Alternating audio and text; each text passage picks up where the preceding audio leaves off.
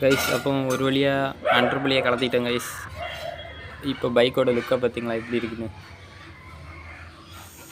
Guys இனி பம்பரை fit பண்ண வேண்டியது தான். அண்டர்பிள்ளியும் வச்சு அண்டர்பிள்ளி கூட பம்பரையும் செட் பண்ணி ஃபிட் பண்ண வேண்டியதான் கைஸ். ஓகே பார்ப்போம் கைஸ். அப்புறம் கைஸ் அண்டர்பிள்ளி ஃபிட் பண்ணணுன்னா மெயினாக இந்த அளவுக்கு 2 போல்ட் நட் வேணும் கைஸ். இது இருந்தால் போதும், உங்களுக்கு ஃபிட் பண்ணலாம். இது எந்த வித அல்ட்ரேஷன் ஒர்க் ஒன்றுமே பண்ண வேண்டாம். பட் ஆனால் அந்த சைலன்சருக்கு மட்டும் இந்த அளவுக்கு ஒரு சின்ன ஒரு கேப் கட் பண்ணுற மாதிரி இருக்கும் கைஸ். இது நான் கட் பண்ணலை, சைலன்சர் பட்டு அந்த மாதிரி ஃபிட். ஓகே கைஸ், ஃபிட் பண்ணிவிட்டு காட்டுறேன். கைஸ் ஒரு வழியாக ஃபிட் பண்ணிட்டோம் அண்டர்பிள்ளி பம்பர். அண்டர்பிள்ளி போட்டால் இந்த பம்பர் ஃபிட் பண்ண முடியாதுன்னு நினச்சேன். பட் ஆனால் ஃபிட் பண்ண முடிஞ்சு கைஸ்.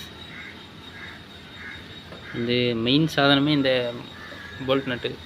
இந்த லென்த்துக்கு போல்ட் நட்டு வாங்கி டைட் பண்ணிடுங்க கைஸ். இதில் வர ஸ்டாக்கு போல்ட் நட்டு இதான் கைஸ். இதுதான் இதோட ஸ்டாக்கு. இது பத்தாது கைஸ், வளர்ந்தான் வரும். இந்த நீளத்துக்கு ஒன்று வாங்கி டைட் பண்ணி விட்டுருங்க கைஸ், அப்போ தான் கரெக்டாக இருக்கும் கைஸ். அப்புறம் இது தட்டுன்னு நினச்சேன், தட்டலை, கரெக்டாக இருக்குது. சரி கைஸ்,